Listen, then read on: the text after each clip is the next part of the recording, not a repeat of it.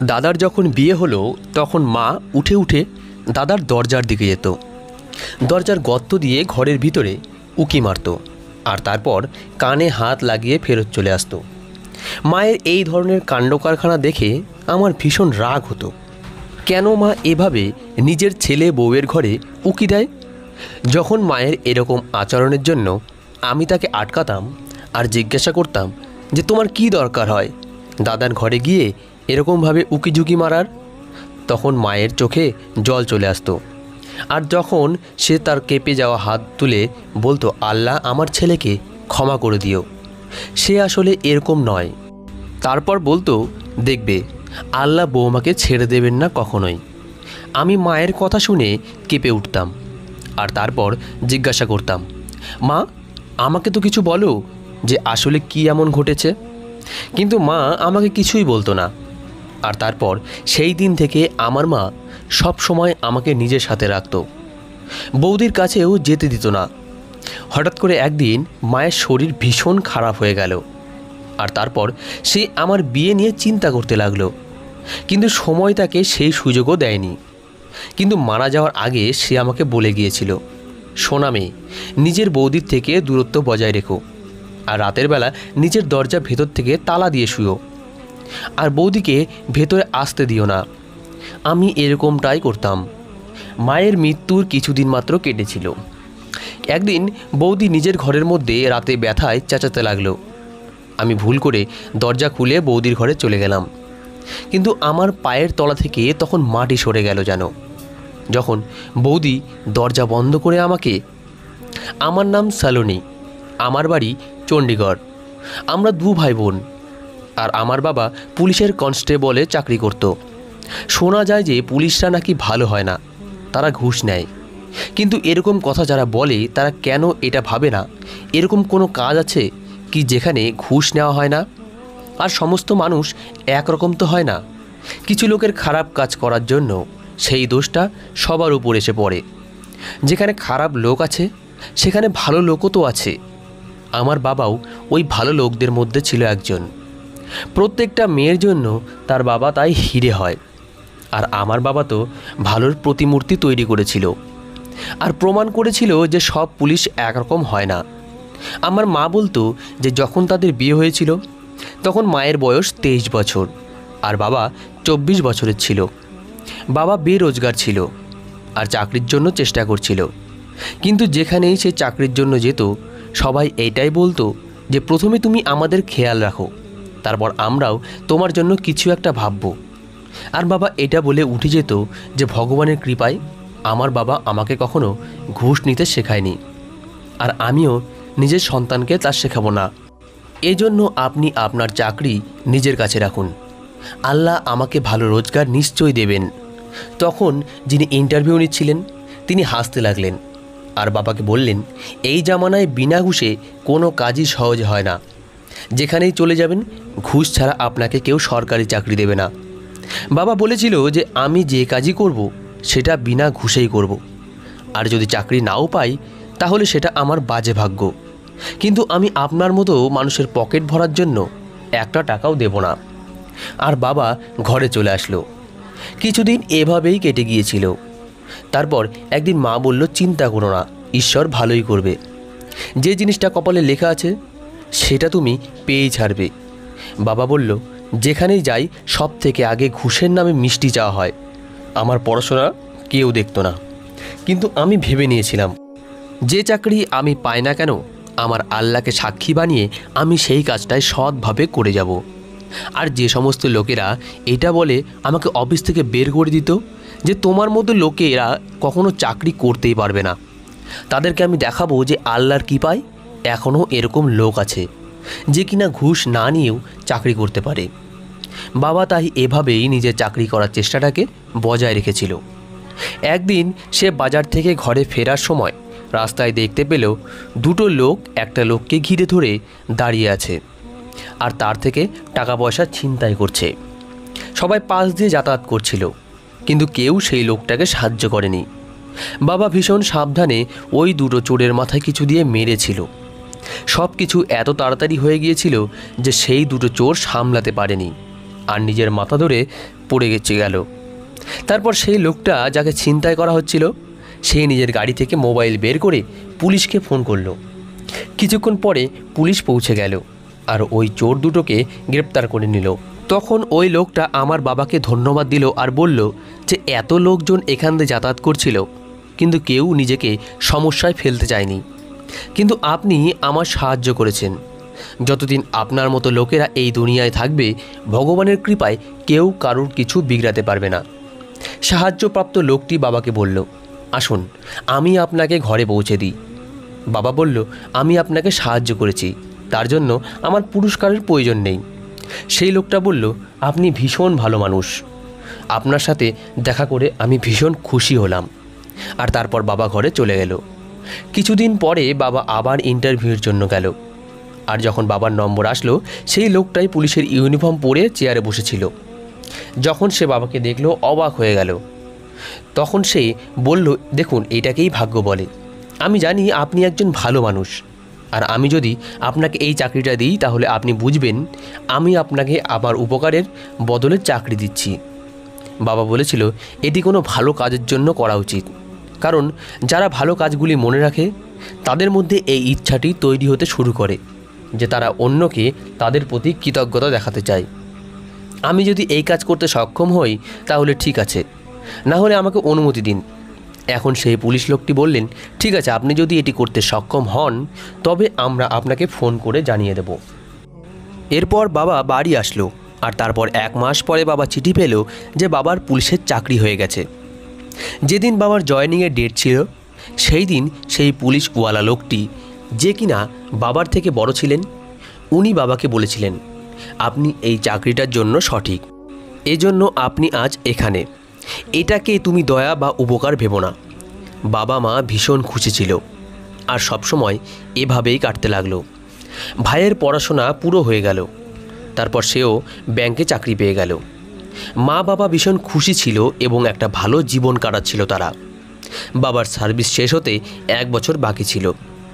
বাবা আমার সম্বন্ধ দূর সম্পর্কের একটা মাসির বাড়িতে আর ভাইয়ের সম্বন্ধ নিজের এক বন্ধুর বাড়িতে করেছিল। ব্যাস শুধুমাত্র বিয়ে করতেই বাকি ছিল। বাবা এখনও পর্যন্ত বাড়ি সম্পত্তি কিচ্ছু বানায়নি। বাবার কাছে যে মোটরসাইকেলটা ছিল সেটাও চাকরির আগেকার। বাবা বলতো যে যতটা আমার বেতন সেটা দিয়ে খাওয়াই সম্ভব, আর সেটাও লুটের মালের মতোই ভেবে নেওয়া উচিত। বাবা একদিন ডিউটিতে ছিল আর প্রধান সড়কে সে ডিউটি করার জন্য দাঁড়িয়েছিল, যখন তার সামনে কিছু লোক জোর জবরদস্তি করে কিছু মহিলা আর কিছু বাচ্চাকে ধরে নিয়ে যেতে লাগলো। বাবা যখন চেকিং করার জন্য তাদেরকে আটকালো, বাবার সাথে ডিউটিতে থাকা একজন অফিসার বলেছিলেন, আপনি এদেরকে যেতে দিন, এরা আমার চেনা জানা লোক। বাবা বলেছিল সন্দেহ আছে, এজন্যই এদের চেকিং করতে চায়। বাবার নিজের অফিসারের কথায় সন্দেহ ছিল, এজন্য বাবা আগে থেকেই সিনিয়র অফিসারদের এ কথা জানিয়ে রেখেছিল। এদের মধ্যে একজন মহিলা বাবাকে ইশারায় হাত জোর করে সাহায্য চাইছিল। বাবা সেই লোকগুলোকে বলল, আপনারা সবাই গাড়ি থেকে বাইরে আসুন, আপনাদের গাড়ির তল্লাশি নিতে হবে। ওরা বাবার সাথে কথা বাড়াতে লাগলো আর বলতে লাগলো, দয়া করে আমাদের যেতে দিন, আমাদের খুব তাড়া আছে। বাবা বলল, তোমরা এই বাচ্চাগুলোকে আর এই মহিলাদের যেতে দাও আর নিজেদেরকে পুলিশের কাছে সঁপে দাও, তোমাদের জন্য এইটাই ভালো হবে। কিন্তু তারা মানেনি। যখন দূর থেকে পুলিশের দ্বিতীয় গাড়ি দেখা গেল, তারা জবরদস্তি পালাতে লাগলো। আর তখনই বাবা একটা লোককে ধরে ফেলল। ওই লোকটার সাথে যারা ছিল তারা ওই লোকটাকে ছেড়ে পালাতে লাগলো। তখনই বাবা পালিয়ে যাওয়া লোকগুলোর ওপর গুলি চালিয়ে দিল আর সে ওই সময়ই মারা গেল। আর যে লোকটাকে ধরেছিল ওই লোকটা চালাকি করে বাবার পিস্তল কেড়ে বাবাকে গুলি চালিয়ে দিল। অন্য লোকটা গাড়ি নিয়ে পালানোর আগেই অন্য দিক থেকে পুলিশ এসে পৌঁছে গিয়েছিল। পুলিশ পালাতে যাওয়া লোকটাকেও ধরে নিল। আর বাবাকে নিয়ে যখন হসপিটালে পৌঁছালো তখন আমার বাবা এই দুনিয়া থেকে চলে গিয়েছিল। সে পুলিশ অফিসার বাবার সাথে ডিউটিতে ছিল তাকেও গ্রেপ্তার করা হলো, কেননা তাকেও সন্দেহ করা হয়েছিল। যখন খোঁজ নেওয়া হলো তখন জানা গেল যে অফিসার বাবার সাথে ডিউটিতে ছিল সে নিজে ওই লোকগুলোর সাথে মিলেছিল। কিন্তু আফসোস, যতক্ষণে সব কিছু জানা গেল বাবা এই দুনিয়ায় নেই। আমার বাবা শহীদ হয়ে গিয়েছিল। বাবা চলে যাওয়ার পর আমাদের উপর সমস্যার পাহাড় ভেঙে পড়ল। মা আমাদের ভাই বোনকে ভীষণ সমস্যার মধ্যে সামলাচ্ছিল। বাবার চলে যাওয়ার দুঃখ আমি সহ্য করতে পারছিলাম না। আমি অসুস্থ হতে লাগলাম। মা আর দাদা আমাকে অনেক বোঝানোর চেষ্টা করেছিল যে এটা এমনই দুনিয়া, এই দুনিয়া থেকে একদিন চলে যেতেই হয়। তুমি নিজেকে সামলাও আর একটুখানি কিছু খাও। তোমার জন্য আমি আর মা কোনো খাবার খাইনি, কিন্তু আমার কোনো জ্ঞানই ছিল না। দাদা কাঁদতে কাঁদতে ঘর থেকে বেরিয়ে গেল। আর মা বলল, সালোনি, আমাদের জন্য না হয় বাবার কথা মনে করে খেয়ে নাও। তোমার বাবার আত্মার কত কষ্ট হবে ভেবেছ? তখন আমি বেশ কয়েকদিন পর খাবার খেয়েছিলাম। এভাবেই 1 বছর কেটে গেল। একদিন মা বলল, তোমার ভাই কিছু সমস্যার মধ্যে আছে, তুমি জিজ্ঞাসা করো, তোমাকে তো কোনো কথা লুকায় না। দাদা যখন ঘরে আসলো, সোজা নিজের ঘরে চলে গেল। কিছুক্ষণ পরে মা বলল, যাও নিজের দাদাকে গিয়ে বলো খাবার খেতে। আমি বললাম, দাদা কী ব্যাপার, কোনো সমস্যা হয়েছে? আমাকে বলো। দাদা বলল, কিছু না, আমি একটু ক্লান্ত হয়ে গিয়েছি, একটু আরাম করতে চাই। আর সেই দিন দাদা প্রথমবার আমাকে মিথ্যা কথা বলল। কিছু তো অবশ্যই ছিল, কিন্তু দাদা সেটা বলতে চায়নি। অনেক দিন ধরে মায়ের শরীর খারাপ ছিল। একদিন দাদা ব্যাংক যাচ্ছিল। আমি বললাম, দাদা মায়ের শরীর কিছু ঠিক না, একটু ডাক্তার দেখিয়ে নাও। দাদা বলল, আমার এমনিতেই দেরি হয়ে গেছে, অন্য দিন ডাক্তার দেখিয়ে দেব। আজ তুমি বুঝে ওষুধ খাইয়ে দাও মাকে, যেটা খেয়ে মায়ের শরীর একটু ঠিক হয়ে যাবে। ভাইয়ের চলে যাওয়ার পরে আমি অবাক হয়ে গেলাম যে কি জানি তার কি হয়েছে। দাদা প্রথমে তো এরকম করতো না, এখন তো যখনই কথা বলতে যায় তখনই রেগে গিয়ে উত্তর দেয়। তারপর একদিন দাদার কোথাও নিমন্ত্রণে যাওয়ার কথা ছিল আমাকে, তাই সে বলল, আমার নতুন জামা কাপড়গুলো ইস্ত্রি করে দাও। কিন্তু আমি ভুলে গিয়েছিলাম, আমি অন্যান্য কাজে ব্যস্ত হয়ে গিয়েছিলাম। যখন দাদা বাড়ি আসলো আর বলল, সালোনি জামা কাপড় আমার ঘরে রেখে এসো, তখন আমি রান্নাঘরে ছিলাম, আমি শুনতে পাইনি। আর দাদা যখন বাইরে এসে দেখলো যে কাপড় রাখা নেই আর আমি এদিকে খাবার বানাচ্ছি, তখন জোরে চিৎকার করে আমাকে বলল, তুমি কি কালা হয়ে গেছো? তুমি শুনতে পাও না? কখন থেকে আমি তোমাকে চিৎকার করে ডাকছি, আমার কাপড় কোথায়? আমি বললাম, দাদা সেটা তো আমি ভুলেই গেছি, ইস্ত্রি করতে ভুলে গিয়েছি। ভাই বলল, বাকি সমস্ত কিছু মনে থাকে তাই না? কি বানিয়েছো, রান্না করেছো, কি খেয়েছো? শুধুমাত্র এটাই মনে নেই, যেটা আমি তোমাকে বলেছিলাম। আমি বললাম যে, দিব্যি করে বলছি দাদা, সত্যি আমার মনে ছিল না। তুমি তো জানো আগে কখনো এরকম হয়নি। দাদা রেগে গিয়ে ঘর থেকে বাইরে বেরিয়ে গেল। আমি মাকে বললাম, দাদার কি হয়েছে, আমাকে এত রাগ দেখাচ্ছে কেন? মা বলল, কিছু না, হয়তো নিজের কাজ নিয়ে সমস্যায় আছে, তুমি চিন্তা করো না, ঘরে যখন আসবে তখন আমি কথা বলবো ওর সাথে। বাবার চলে যাওয়ার পর বাড়িতে অদ্ভুত একটা পরিবেশ ছিল। দাদা কথায় কথায় রাগ করত আর মায়ের সাথে ঝামেলা করত, যখন কিনা আগে দাদা এরকম ছিল না। আমাদের যে কোনো সমস্যায় সে নিজের কাজের ছেড়ে দৌড়ে আসতো। কিন্তু এখন মা জ্বরের মধ্যে পড়ে কষ্ট পাচ্ছিল, কিন্তু দাদা কোনো পরোয়াই করতো না। না জানি আমার ঘরে কার নজর লেগে গেছে। আমি নিজে মাকে নিয়ে ডাক্তারের কাছে গেলাম। আমি দাদাকে ফোন করলাম আর মায়ের শরীর খুব খারাপ তাকে বললাম ডাক্তারের কাছে মাকে নিয়ে এসেছি, দাদা তুমিও চলে এসো। তখন সে বলল, আমার কাজে ব্যস্ত আছি, তুমি মাকে নিয়ে ঘরে চলে যেও। দাদার সাথে কথা বলার সময় আমি অন্য কারোর আওয়াজ পেলাম যেন ফোনে, আর আমি চিনতে একটুও ভুল করিনি, কেননা ওই আওয়াজটা আমার মামির ছিল। দাদা ওখানে কি করছিল আর আমাকে মিথ্যা কেন বলল? দাদা এটা তো জানতো যে মামা মামি আমাদের সাথে কি না করেনি, তারা তো আমাদের ভালোই ভাবে না। বাবার চলে যাওয়ার পর কখনো এসে আমাদের খবর পর্যন্ত নেয়নি, বরং একদিন আমাদের ঘরে এসে মায়ের থেকে 3 লাখ টাকা চেয়ে বসলো। মা বলেছিল এত টাকা আমাদের কাছে কোথা থেকে আসবে? তখন মামা বলতে লাগলো, তোমার বর তো পুলিশ ছিল, আর পুলিশদের তো ঘুষের রোজগার হয়েই থাকে। মা বলেছিল, ব্যাস অনেক হয়েছে, তুমি ভালো করেই তো জানো যে সে কখনো কারোকে ঠকিয়ে একটা পয়সা নিজের জন্য রাখেনি। আর তুমি কি করে বুঝবে ভালো মন্দের মধ্যে তফাৎ? তুমি তো সারা জীবন নিজের বউকে দমিয়ে রেখেছো আর অন্যান্যদের ধোঁকা দিয়েই কাটিয়ে দিয়েছো। মামা আমাদেরকে খারাপ ভালো সব কিছু বলে সেখান থেকে চলে গেল। আর তখন থেকে মামা আমাদের ঘরে আসা যাওয়া করা ছেড়ে দিয়েছিল। আর আজ দাদা তাদের ঘরে বসেছিল। আমার বিশ্বাসই হচ্ছিল না। তারপর ভাবলাম যে না, এটা আমার মনের ভুল হতে পারে। আমার সেই দাদা যে কখনো আমার জন্য পারলে প্রাণ দিয়ে দিত, সে আমাদের থেকে আলাদা থাকতে শুরু করেছিল। আর এই চিন্তায় মা অসুস্থ হয়ে গিয়েছিল। কিছুদিনের মধ্যেই মায়ের শরীর ঠিক হলো। তখন ভাই একদিন মাকে এসে বলল, আমি মামার মেয়ে রিনাকে বিয়ে করতে চাই, তোমাকে আমার সাথে যেতে হবে। মা বলল, তোমার সম্বন্ধ তোমার বাবা নিজের বন্ধুর মেয়ের সাথে ঠিক করে রেখেছে, আর তোমায় সেটা বলেও ছিল। সেই সময় তো তুমি রাজি ছিলে, এখন কেন নিজের বাবার দেওয়া কথা তুমি অমান্য করতে চাও? আমি তোমাকে একদম অনুমতি দেব না। আজকে গিয়ে আমি ওদের সাথে বিয়ের তারিখ পাকা করব।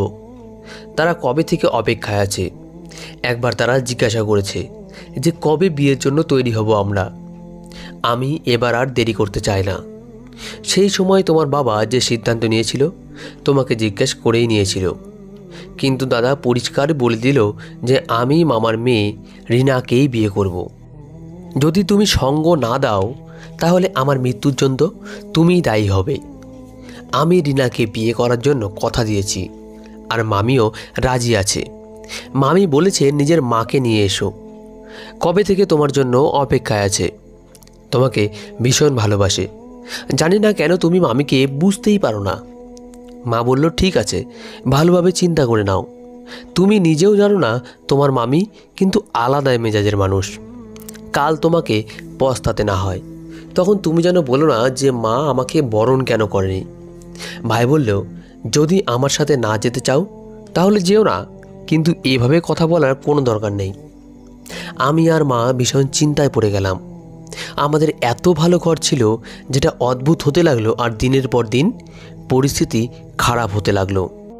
দাদা মামার মেয়েকে বিয়ে করে নিল। আমি দাদাকে অনেক বুঝেছিলাম, কিন্তু সে রাজি হয়নি, আর নিজের জেদ সে পুরো করল।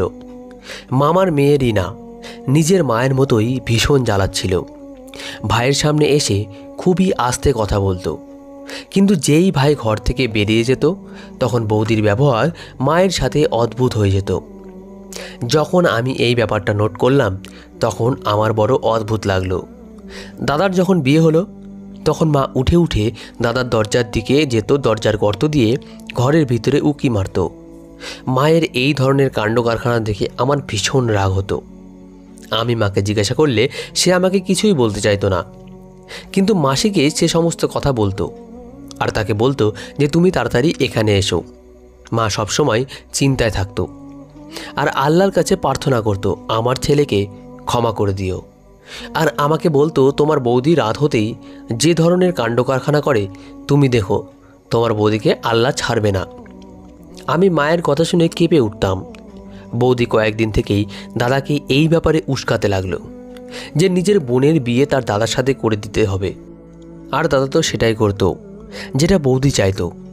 দাদা মাকে বলল সালোনির জন্য খুব ভালো একটা সম্বন্ধ আছে, কিন্তু মা বলল আমার মেয়ে বিয়ে অনেক আগেই তার মাসির ছেলের সাথে ঠিক হয়ে আছে। তোমাকে তো তোমার বউ অন্ধ করে দিয়েছে, তোমার চোখে তো তোমার মা বোন আসেই না। তুমি আমার মেয়ের থেকে দূরে থাকো, তোমার জন্য সব কিছু বরবাদ হয়ে গেল। আমার ফুলের মতো মেয়ে তোমার বউয়ের কাজের বোঝাই দমে গিয়েছে। তোমার বউ না জানি ঘরের মধ্যে সারাদিন কি করতে থাকে, বাইরে তো তার কোনো কাজই নেই। আমি অসুস্থ, ও আমাকে সামলাবে নাকি তোমার বউকে? দাদা বলল, মা এবার চুপ করো, তুমি তো আবার শুরু করে দিলে রিনার বিরুদ্ধে, আর এই জন্যই তুমি এই ধরনের কথা বলছো। মা বলল, এখনও সময় আছে, সামলে যাও, না হলে অনেক পস্তাবে। দাদা মায়ের কথায় বাড়ির বাইরে বেরিয়ে গেল। আমার মা সারাক্ষণ আমাকে নিজের সাথে রাখত, বৌদির কাছে সে যেতেই দিত না আমাকে। কিছুদিন ধরে মায়ের শরীর একটু খারাপ থাকতে লেগেছিল। আর আমার বিয়ের চিন্তা তাকে চিন্তায় ফেলে দিয়েছিল। কিন্তু সময় তাকে এতটা সুযোগ দিল না। মৃত্যুর আগে সে আমাকে এটা বলে গেল, নিজের বৌদির থেকে দূরে থেকো, আর রাতে নিজের ঘর তালা দিয়ে ঘুমিও, বৌদিকে ভেতরে যেতে দিও না। আমি এরকমটাই করতাম। মায়ের চলে যাওয়ার 1 মাসও হয়নি, হঠাৎ একদিন বৌদি ব্যথায় চিৎকার করে উঠতে লাগলো। আমি ভুল করে দরজা খুলে বৌদির ঘরে চলে গেলাম। কিন্তু তখন আমার পায়ের তলা থেকে যেন মাটি সরে গিয়েছিল, কেননা আমার ভেতরে যেতেই বৌদি দরজা বন্ধ করে দিল। আর তারপর অদ্ভুত আওয়াজ করে কিছু পড়ে আমার মুখে ফু দিতে শুরু করলো। আমি দরজা খুলে বাইরের দিকে পালাতে গেলাম, আর ঠিক তখনই আমি আমার মাসির সাথে ধাক্কা খেলাম। মাসির সাথে একটা বুড়ি মহিলা ছিল। উনি বললেন, চিন্তা করো না, আমি এসে গিয়েছি। ওই মহিলা কিছু পড়া শুরু করলো। তখনই বৌদি অদ্ভুত আওয়াজ করে বলতে লাগলো, বুড়ি মহিলা, আমার হাতে কি তুই মরতে চাস? চলে যা এখান থেকে। আর শালনী, তোর বিয়ে তো আমি আমার ভাইয়ের সাথে করিয়ে ছাড়ব। আমার ভাগ্য ভালো ছিল যে সেই সময় দাদা ঘরে চলে আসলো। দাদাও সব কিছু জেনে গেল। ওই বুড়ি মহিলা কোনো মন্ত্র জানত, আর দাদাকে ওই মহিলা একটা করে কালো সুতো ধরিয়ে দিল আর বলল, এইটাকে ছাড়বে না। আর জোরে আওয়াজ করে কিছু পড়তে শুরু করলো। বৌদি অদ্ভুত আওয়াজ করতে লাগলো আর বলতে লাগলো, আমাকে ছেড়ে দাও, আমার কোনো ভুল নেই। আমাকে আমার মা যা বলেছে আমি সেটাই করেছি। কিন্তু এই বুড়ি মহিলা কিছু পরে আমার বৌদির মুখে ফু দিতে লাগলো আর বলতে লাগলো, শালনীর মাকে যে মেরেছিল সে এই মেয়েটাই, তার কোনো অসুখ ছিল না, এই মেয়েটাই তার প্রাণ নিয়ে নিয়েছে। এই লেবুর মধ্যে মন্ত্র করে রাখতো, আর ওই লেবুর রস বের করে নিজের বরকে খাওয়াতো। এই হৃদয় আর মাথা যার জন্য কাজ করতো না, যাতে দাদা নিজের পরিবারকে ঘেন্না করে আর একে ভালোবাসে। হঠাৎ সে দাদার পায়ের কাছে বসে সব খুলে বলতে লাগলো। আসলে মামি নামক ডাইনি পুরো পরিবারে বিখ্যাত ছিল। সে প্রথমে আমার ভাইকে নিয়ন্ত্রণ করে, তারপর নিজের মেয়ের সাথে বিয়ে দেয়।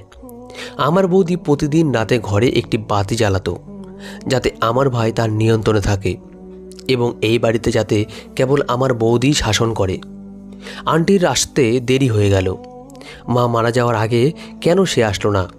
কিন্তু আজ বাড়িতে এসে জানা গেল পুরো সত্য। আমার দাদা সব জানল।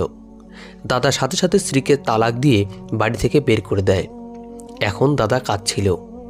খালা আমার কাছে বসেছিলেন। আন্টি বললেন, সব ঠিক আছে, তুমি চিন্তা করো না। আমি খালাকে জড়িয়ে ধরে কাঁদছিলাম। কি অত্যাচার করেছে আমাদের আপনজন। আমার মাকে আমার কাছ থেকে ছিনিয়ে নিয়ে তারা কি পেল? যারা আমার প্রিয়জনকে আমার কাছ থেকে ছিনিয়ে নিল তারা আমার মায়ের কতই না ক্ষতি করল। তারপর আমি আন্টিকে জিজ্ঞেস করলাম, তুমি এসব জানলে কিভাবে? তখন খালা বলল, তোমার মা এই সত্যটা জানতে পেরেছিল। তিনি আমাকে এখানে ডেকেছিলেন, কিন্তু টিকিট দেরিতে পাওয়ায় সময় মতো পৌঁছাতে পারেনি। দাদা তখনও কাঁদছিল, কিন্তু এখন সময় কেটে গেছে। তবে এতে আমার দাদারও কোনো দোষ ছিল না। কালো জাদু একজন ব্যক্তিকে নিজের নিয়ন্ত্রণে থাকতে দেয় না। জাদুকরি যা বলে মানুষ তাই করে। দাদা আমার কাছে ক্ষমা চায়। আমি ক্ষমা করে দিয়েছিলাম, কারণ দাদা ভালো মানুষ ছিলেন। যারা আমাদের সর্বনাশ করেছে তারা হলেন চাচা, খালা এবং তাদের মেয়ে। তার কয়েক বছর পরে রিনা একটি দুর্ঘটনার সম্মুখীন হন এবং সে মারা যায়। মেয়ের দুঃখে চাচি পাগল হয়ে গেছে। হাতের সাথে মামার পাও ভেঙে গেছে। এই ঘটনার পর 3 বছর হয়ে গেছে। যখন আমি এসব মনে করি আমার আত্মা কেঁপে ওঠে। কিন্তু আজও মনে হয় যেন গতকালের ঘটনা। আর বাবা যেখানে ঠিক করেছিলেন ভাইয়ের সম্পর্ক, সেখানে ভাইয়ের বিয়ে হয়। আমার বৌদি খুব সুন্দর। তারপর কয়েকদিন পর আন্টি বিয়ে করে আমাকে তার বাসায় নিয়ে গেল। এখানে সবাই খুব সুন্দর। আমার স্বামী অমরজিৎ আমার খুব যত্ন নেয়। খালা পাগল হয়ে গেছে আর সে রাস্তায় ঘুরে বেড়াচ্ছে। আর চাচা খাটের উপর শুয়ে আছে। তিনি তার কর্মের জন্য শাস্তি পেয়েছেন। পরিশেষে আমি শুধু এইটুকুই বলতে চাই যে একজন মানুষ কেন এরকম কাজ করতে গিয়ে ভুলে যায় যে সে যা করছে তা তার কাছেই ফিরে আসবে। তো বন্ধুরা, আজকের গল্পটি এই পর্যন্তই। গল্পটি কেমন লাগলো কমেন্ট করে জানাবেন। গল্পটি ভালো লাগলে একটা লাইক দেবেন, আর পরবর্তী গল্পের জন্য চ্যানেলটি সাবস্ক্রাইব করুন এবং বেল আইকনটি ক্লিক করে রাখুন। ধন্যবাদ সবাইকে। ভালো থাকবেন।